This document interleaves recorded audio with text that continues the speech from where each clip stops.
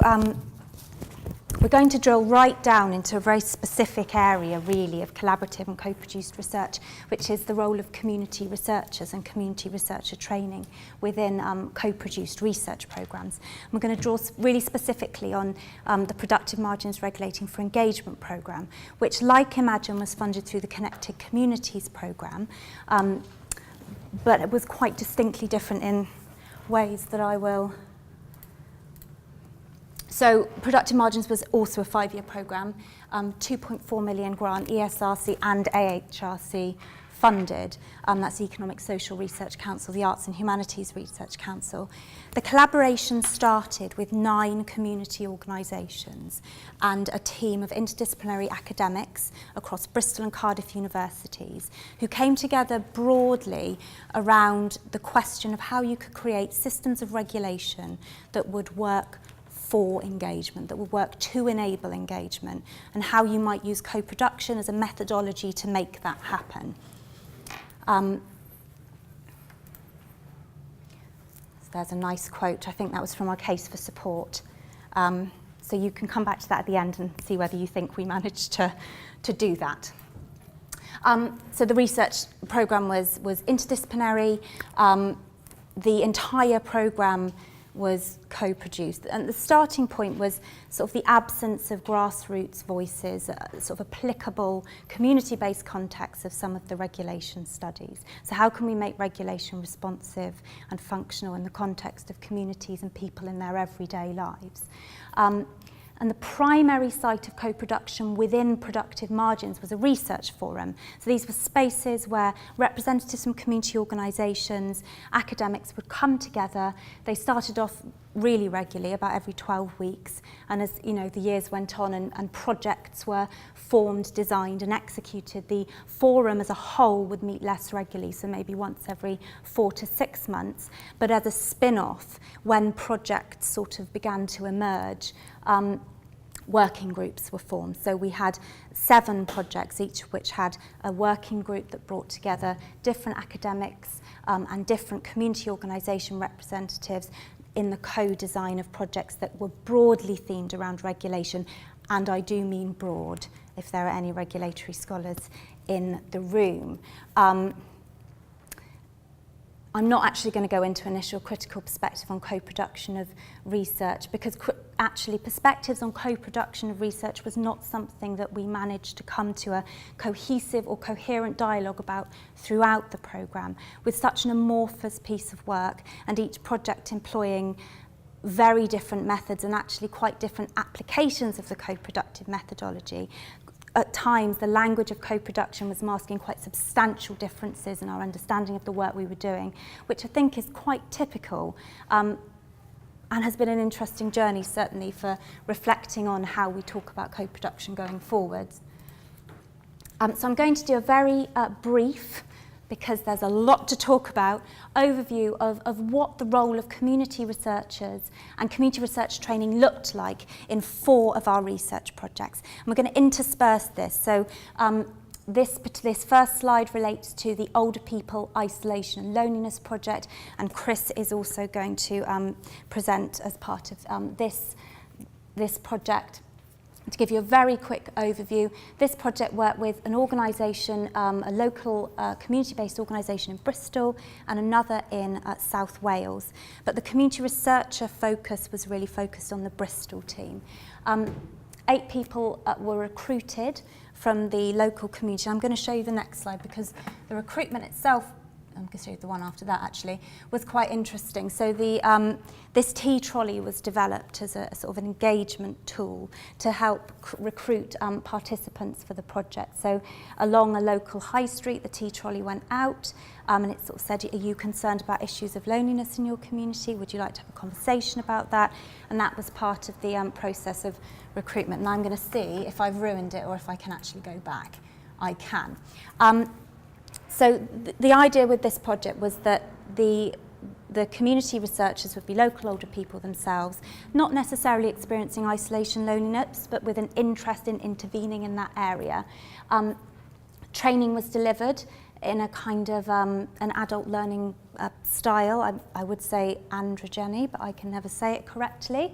To enable this group of sort of retired professionals who actually brought lots of skills, lots of knowledge, to feel confident to go out and conduct interviews within the community.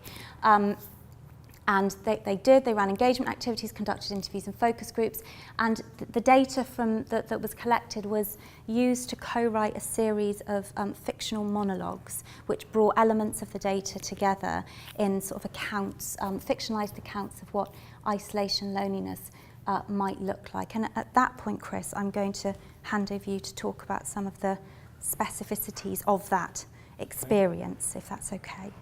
It's okay. Put this thing on. Would you like this one? I don't mind. I don't mind which one You got I it. use. Yeah, I think that will probably do. Yeah, okay. Oops. So, yeah, I'm Chris Priestman, and I was in the original public performance of what became known as Lonely in 2016, me and 3 other people. It was a live show which portrayed very different experiences of loneliness and isolation of 20 older characters, read by the 4 of us. It grew out of the original research we'd done as community volunteer researchers. In summary, it was a series of impressionistic monologues which added up to about 40 minutes length in total. And I'm here to tell you a bit about how the original research led into the performance. So I was forced to retire from teaching at a university about 4 years ago because of a major stroke. I retreated to an area of Bristol where I'd lived for a long time at the suggestion of a stroke counsellor. To get me out, I became involved as a community researcher with the Productive Margins project that was just getting started. They were meeting just up the road, so it wasn't difficult for me to get to. I joined a group that whittled down to I think about 6 volunteers in the end, plus a paid coordinator, and it was looking at loneliness and isolation in the over 55s in the BS3 area. That's the postcode of Bristol. After quite an extensive introduction to research methodologies and the do's and don'ts, we opted to gather all our qualitative data by 2 different methods. One was asking people to write on postcards that were printed with phrases like loneliness is, and then they wrote whatever they felt was appropriate, so that we could capture some sort of short, anonymous of course, views on, and then as well as that, we conducted a number of detailed face-to-face interviews, and everything was transcribed. We became aware of a problem that the responses that we were getting were of people who weren't necessarily out and about on the street. We didn't manage to include people who were housebound and hence the most alone perhaps in the area. The researcher led, after a year or so, to a formal academic report written in consultation with the team by our paid researcher, but we decided we also wanted to make more of our findings to make them visible to a wider public, and that was the point. So we elected to put some of the complexity and the nuance that we found into some kind of performance. And so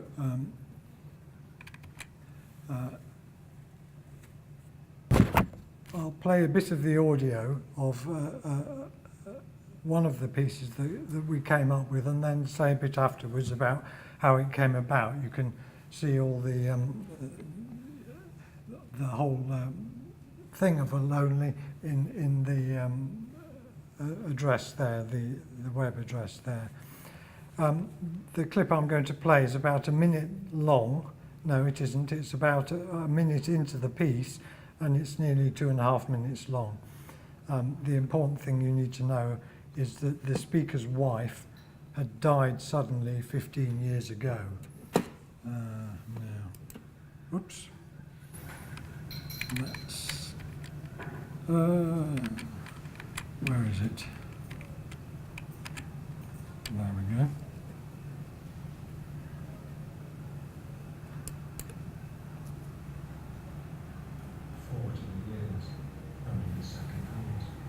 So we knew our way around. I don't go to the football anymore. I don't like coming home to an empty house. I hate it. You see, we used to have a lovely routine. I wasn't a fan of football when we first got here. It was her. She was the one who supported them. She'd been a fan since she was young. But she stopped going once she had the kids. Priorities change, don't they? I don't know whether we bought the place because the ground was within the earshot. We never talked about it, but looking back, we probably did. Anyway, she marched me off there in the early days, and pretty soon I got the bug. So on a match day, she'd be busy around the house with the radio set for the local station. You could hear the cheering fans from the garden. That's how close it was to the ground. Quite loud it was when there was a goal. And I'd be off to the match. They were great times on the Sunday afternoon with all of them. Losing nothing to remember. Just me and my boy when he was around. And then when the match was over, we'd come back home and she'd have the tea ready and she'd tell me all about the game. Because you had it on the radio with all the commentators' views on it and everything. Who played best, how the ref had missed this or that foul or given it to the wrong team. We'd have a good old chin wag about it. Yeah, she knew her stuff, all right. But now, since she passed away, I found I couldn't face it anymore. I couldn't face going home to an empty house, you see. Not having heard a chapter about it. So, I stopped going, just like that. 22 years, I went to the home games and then never again when she died. It wasn't the same. I still know the goals going in night on a Saturday afternoon, and I do miss it. And I could never go back. It's hard still being here when so much has changed around. So how did a piece like that see the light of day? Well, we handed all of our raw data, all we gathered, over the length of the project, anonymised of course, plus some of our own reflections, as we're all 60 plus years old, to a professional dramaturg or scriptwriter called Adam Peck. And he came up with 20 or so scripts covering the range of what we found, each one in the voice of a different character. So I wrote the core of what you've just heard, based substantially on one of my original interviews in the community centre. This was a man who, among other things, was a loyal Bristol City supporter until the moment his wife died. And then he stopped going. She also had been a fan, but her role, once she'd had the kids, had been to stay at home and tune into the match on local radio so that she could have the tea ready for when he got back. And they compared notes about every game. Now, he was lonely at home, but got on with life, living in the same semi as they'd lived happily for many years. So it was a traditional bloke. He was about 70, and he was a stoic. Adam then tweaked what I'd written, and we played with it until we had a version that you heard. And I'm happy that it captured the spirit of his original words and brought it to life in a coherent form. The four of us went through similar collaborative processes with Adam for all the other pieces. As I say, the performance itself was about 40 minutes, but we also allowed 15 or 20 minutes for discussion with the audiences afterwards, wherever we played. I've stopped doing the performances of Lonely now. There's now someone else in my place, but it continues in community centres around the country. So the photo that you see on the screen was taken in Birmingham on the 28th of last month, June. And on the 9th of this month, that's next Monday, it will be going to the Houses of Parliament and seen by Tracy Crouch, the Minister for Loneliness, and our local MP, amongst others. And the same group of people have, for the past year or so, been running an informal tech and talk drop-in session, so that it's still very much a live group, even though the funding is finished. And the tech and talk sessions are for older residents of BS3 to bring along their computer problems, mainly answered by younger expert users, and have a cup of tea and a chat. It's very informal. The whole experience from research into production of A Lonely and on was definitely a collaborative co-production, enabled, I think, by the very open brief set out in the Productive Margins project and brought to fruition through the coincidence of all the personalities involved. I don't think that should be underestimated. Maybe we can talk about that later. Plus, I think we should add that the groundwork that produced the original research in the community that made the performances possible. And that's it. Yeah. Thank you, Chris. It always moves me to hear the performance, no matter how I hear it. Thanks.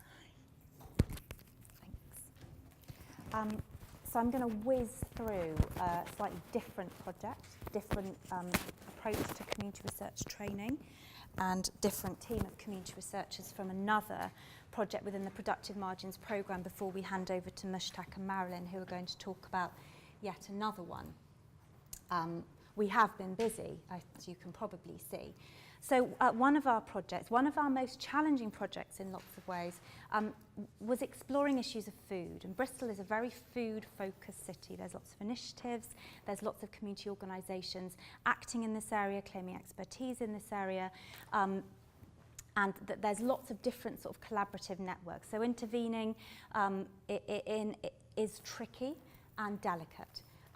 This particular project involved 3 different community organisations which stretched the capacity of a budget which was relatively limited. Each project had £50,000, £100,000, but half of that was for one full-time research assistant for the course of a year. So it stretched the budget quite tight, as you can imagine. And each organisation necessarily, in this particular case, had a different vision of what a meaningful piece of co-produced research that looked at regulation around food might look like. The community researcher element of the Who Decides What's in My Fridge project, as it eventually came to be known, was focused with one particular organisation who already ran a large number of support services in the local areas. They ran ESOL classes, they had a sort of sewing and textile class centre, and they also ran a number of parenting support services and a small nursery. And one of the things that they hosted was a Somali Women's Lunch Club, who were meeting already and who were relatively interested in working about on food, but very interested in working with the university. And I think, you know, maybe that's something we can come back to in questions, that, you know, I've reflected much upon this particular project and the way that the group, the research interests of the group were vast and quite specific in some very different areas. But once the core working group had decided food was what we were looking at, and that's what we did. And actually that went really well and was really interesting, but the potentiality to have co-produced something different, something that was perhaps more focused in where the community researchers' interest was perhaps missed in our model there. So the community researchers had training sessions that were run weekly. Training was tricky to deliver because we had really variable levels of English. Everybody else spoke other languages and one communal language that I did not speak. So that, you know, I was, if I had been able to speak that language, training delivery would have been much clearer. So most training was delivered through visual tools, group discussion activities, and a lot of the research activity was conducted in or directly after sessions in a supervised context. So we did a local mapping exercise where the team looked at the prevalence of fast food restaurants in their local area and mapped opening times onto that, and through that they were able to demonstrate that within their particular locality, fast foods, one, they're extremely high prevalence, not comparable to anywhere else in our city, but second, the opening times were absolutely situated around schools. So the schools were coming out and they were doing sort of £1.50 meal deals for chips and burgers and fast fizzy drinks, which nobody was very happy about except the children, who probably in the long term wouldn't have been too happy about it. And as a result of that, the team were able to talk to some of our local councillors about ways that they could curb this sort of excessive prevalence of fast food outlets, which actually is not as easy as we might have hoped, because a lot of them are pre-existing businesses. You can change licensing going forward, but going back, not so much. But actually, as a response, a group of the women set up a small social enterprise called the Somali Kitchen, which offers alternative sort of healthy takeaway. It's a pop-up kitchen. They've run that a number of different events. For me, the key reflection on this is that this group did not set out to do mapping alone. They set out to do co-interviewing, and they did weeks and weeks of training on co-interviewing, where they co-designed a research schedule. No, they did not. They co-designed an interview schedule, and they conducted the interviews again and again in groups of 3 with an interviewer, an interviewee and an observer, and honed the schedule through that process and had, you know, critical conversations about the experience of being interviewed. And then it came to doing the actual interviews and nobody wanted to do them. And there were lots of very specific reasons for that, which had I been at the beginning of this, I would have said, well, we've planned for that in our training because we're going to do this again and again. Everyone's going to feel really confident because they've designed the questions. This is not something that's been imposed. So that's been really interesting. It's been really interesting to talk with the team after that about why that was and the process. The ways that we came to that. So that's a whistle-stop tour of the food project. Oh, and here, this is one of their pop-ups. Sorry, this is one of their pop-ups. That's some of the mapping exercise. So there were so many potential food topics that we could focus on that we ended up doing like a ranking where everybody had a certain number of red dots and could make a vote.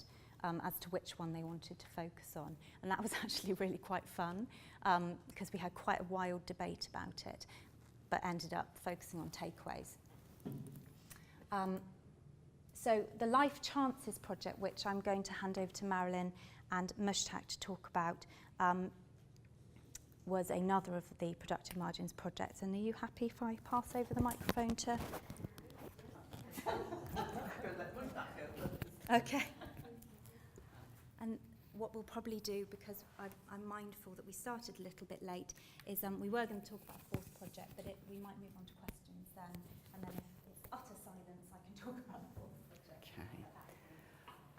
Yeah, just to make a couple of comments about the Life Chances project.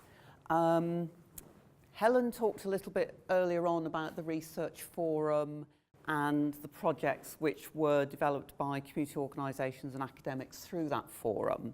One of the projects was Life Chances, and I think the community organisations involved in that were quite keen to have some sort of community researcher training, but also there was a feeling that it was really important to engage artists at the very beginning of a process rather than bringing them in later on.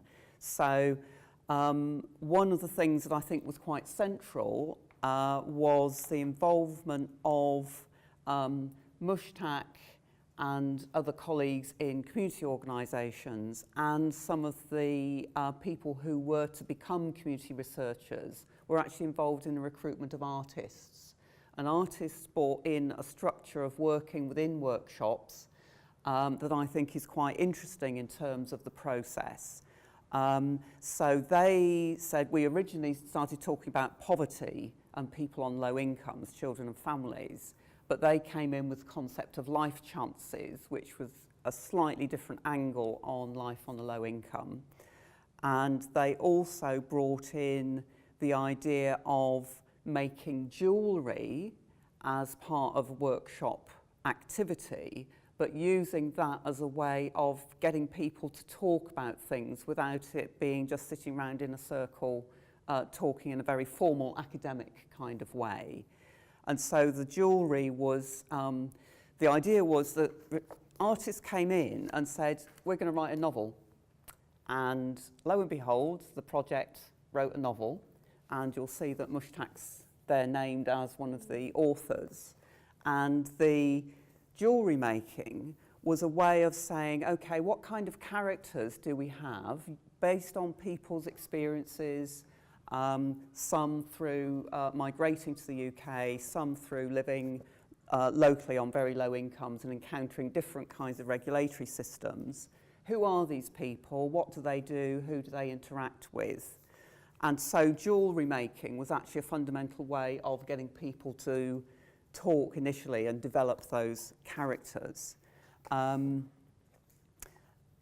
The ideas that we had from the original sort of co-production with the community organisations was that there would be some, that we were definitely doing co-produced research, and that we wanted to have community researchers rather than just research participants who were the subjects of research. But we didn't quite get to do anything very formal, partly because there wasn't the scope within the kind of project that devised the novel. So our approach is quite different from the work that Chris has described, with going out and doing interviews with people and then taking that on. This was more using group work and group dynamics in order to develop some creative outputs, which we hope also have an impact. The novel is available for £10 on the Amazon website, so people can actually go and order it. So I wonder whether Moestak might want to say a little bit more in detail about her perspective of being involved as a member of a community organisation, but also someone who subsequently then had honorary status at the university and came to work with us for a period of time after the project. Yes, hi. So it's just picking up from that, I think what's really important is also just recognising that the training that was sort of like prepared for the community researchers, what came out was that there was emerging teams both in Bristol and Cardiff that were very complex and very broad, and that needed sort of like a lot of focus and a lot of attention, and we needed to create safe spaces. And I think part of making the jewellery and creating, and that notion of making something, created safe spaces for those communities around complex issues. And although, you know, with the lovely research and the team and the academics prepared training, but it turned out that the training wasn't really anything that there was no interest in the training, because we needed to focus on these complex needs. And for me, my positionality as somebody who works in the organisation and upholding all these policies, as well as, you know, being a community researcher and what I call a hybrid community development, community engagement officer, as well as, I guess, academic or researcher. Not academic, sorry, researcher. But it was really about making sure that, you know, those ethical issues, you know, were really sort of like upheld. And although it's important that, you know, at the same time, community researchers wanted to upskill, and they wanted, you know, they wanted benefits from these community research and community training. But it was ethically, we had to make sure that first there were safe spaces created, those complex needs and complex issues were addressed. So that's really something important. And also from the jury, and in the following slide, I think you might see a picture of the jury. Sorry, Helen. You know, a couple of things actually I want to mention about this, because that particular necklace was created by one of the partner sort of like community researchers from Cardiff, and she is I don't know if I'm allowed to say. Am I allowed to say what she was doing? Her profession? That wouldn't break confidentiality, will it? No, okay, sorry. Okay, yes. Yeah. So she was a doctor, and we looked at sort of like regulation, we looked at policies and law, and what was affecting her not to be even practicing despite the lack of doctors in this country and NHS staff. And one of the regulation was that there needed to be clinical attachment she had to undergo, sort of like, and she couldn't practice because she didn't have the £700 to, you know. And what happened was, you know, we were talking about her country and all these kind of regulatory bodies, and she ended up making actually a North African necklace with the patterns and the designs. Same way, people who are from East Africa and South Africa were creating necklaces and pieces of jewelry that were a story, that had stories behind where they came from, and stories around, and that space became so protected, and it became so deep and complex. And often I would have to, you know, wear the hats of, you know, at one point community researcher and hybrid, you know, researcher, as well as making sure that their needs are, you know, looked after, and everybody, and sometimes it meant evening phone calls as well, to be honest with you. Yes, and the other thing is the Life Chances game. But before, that picture was actually taken on the weekend of Brexit vote at Somerset House in London. It was a Utopias festival, so quite ironically. And we got dystopian news.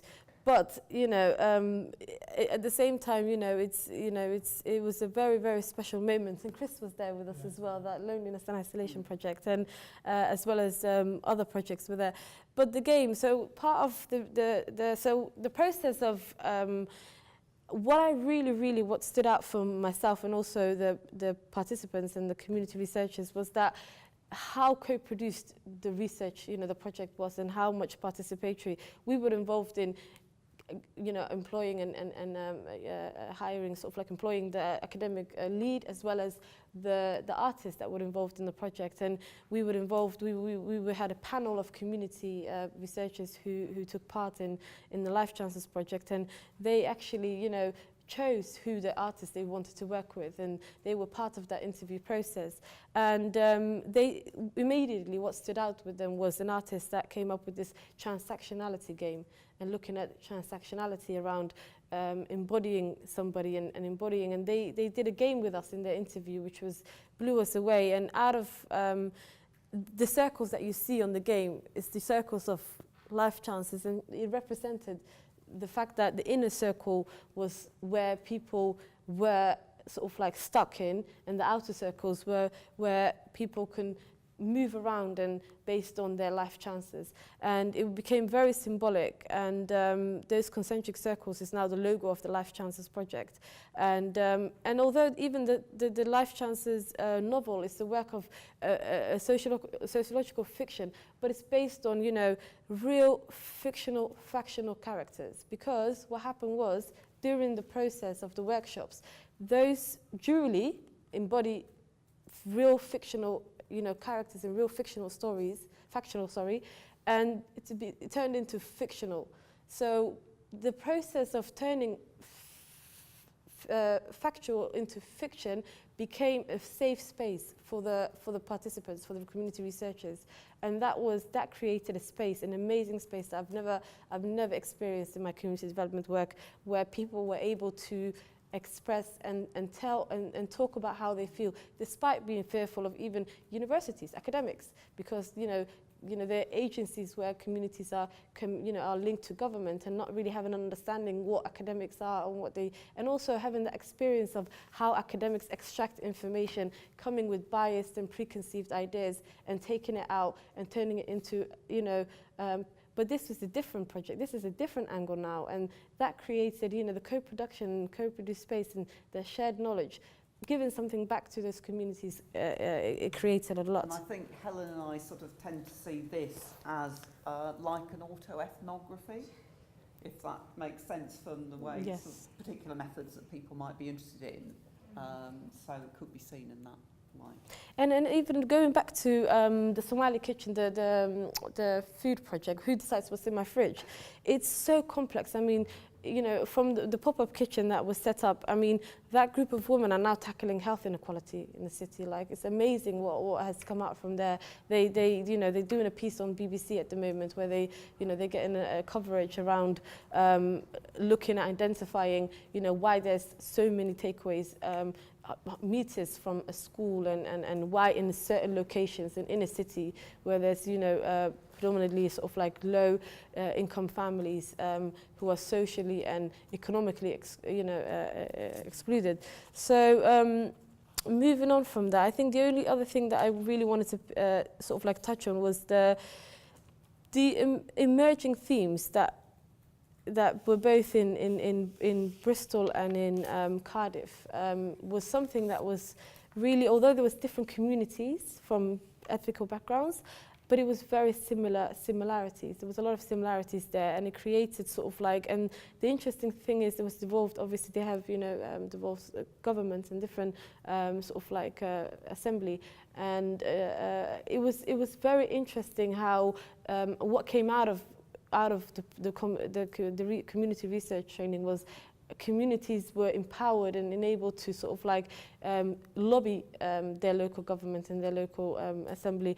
And what they've asked for was, we want, instead of the training that will help us, that essential training that communities needed to take, research on it, they wanted to know about a campaign. How do we campaign for change of policy? How do we campaign for, and that is the teams that both came out from the two groups we worked with, both in Cardiff and in Bristol. And myself and my colleague Nathan, who was my sort of like same position that we had, both community development workers, that was really sort of like, it was almost, our job was the community researchers were doing part of what our role is, which is identifying where the gaps are and building and closing those gaps. And I thought that was a real amazing process, personally. Yeah, so we ended up by providing some campaigns and media training rather than actual research training, but that was in response to what people wanted Which to is, say. yeah. Which is why they set up another also life chances, sort of like CIC and organizations that came out of these community research projects. And those organizations are now, tackling serious, inequality, race disparity, so many different health inequality. So that's brilliant. Thank you. I just wanted to speak to a few things that Moestak said, if that's okay. yes, absolutely. And one really was to emphasise what Chris, I'll speak up what Chris had identified about personalities and the way that shapes the coming together in the co-produced research project. In the Life Chances project, we had two organisations in Bristol and Cardiff, very similar working practices, very similar ethoses, and very similar sort of socio-political histories. So there was a synergy that was very easy to work with. And actually it was a finding of sort of mutual understanding. So the method wasn't we weren't asking a lot of co-production, because these two organisations were mirroring each other and desperate to work together anyway. And I think that really shaped the way that the collaboration happened and the way it was able to be executed. the role of the artists within the project has been, within all of the projects in Productive Margins, has been diverse and different. And what was really interesting within Productive Margins was sort of run that the artists, within the Life Chances project, the run that the artists took with the novel. And I think that but is this arts as practice? Is this arts as therapeutic space? I mean, I know we absolutely did create a safe space, but there were times when that felt very fraught, and the ethics of creating semi-therapeutic spaces without support in place to follow up with that. And I think it was the strength of the organisations who the workshop style was very much in keeping with their traditional working methods. So actually they were creating these groups where people were talking and sharing difficult experiences anyway. So some of that was able to be held because the organisations had a history of that. But I still think that we sometimes flew close to the sun in relation to, is this research or is this therapy? And sorry, Josh. No, carry on. That's okay. No, perfect time. Well, I was just going to say about that's because listen to Moestak, what Moestak was saying about the campaigning and saying academics, I think sometimes we react in all kinds of different words to this, we call it research impact. But this seems much more real, but this is perhaps what impact really ought to be about. It's about, you know, research making a difference rather than being a requirement to write up a review for the research ethics framework to show that we've done something. But actually the motivations in community research is actually often much more immediate about, we want this to mean something and to actually make a difference. And actually then I think you can approach impact in a way that seems a lot less cynical than perhaps it exists in some academic areas. So I think it's quite exciting to hear that. And to see, you know, I'd see this as a boundary object. Here's one that people collaborate through. It is. And here we have Chris, you know, former academic, lived experience, you know, stroke experience, a boundary spanner, and engaging in research there. Marilyn, not Marilyn, Moestak as well, the community then coming into the university spanning boundaries. And I think it's a very real example of ways in which then actually people moving across boundaries and creating things that can have impact by that. I think it's a wonderful illustration of some of those concepts producing meaningful impact and differences. I think we're going to go to questions in a moment, but I just want to say I share Josh's opinion, but the production of the novel has been an amazing process. But my remaining worry is what happens when a novel goes out into the big bad world and is read by people as a standalone work of fiction and it is critiqued. And actually what we have opened up is our community researchers sharing of their experience in a way, in a very visceral and emotional way, to the critique of literary critics. I mean, I know we've talked about this many times. So I think although boundary objects are really exciting, I also tread with some trepidation because I'm mindful that, you know, we open possibilities of other things that, you know, and we have opened those cans. We have invited people in to enter these processes. On that happy note, does anybody have any questions?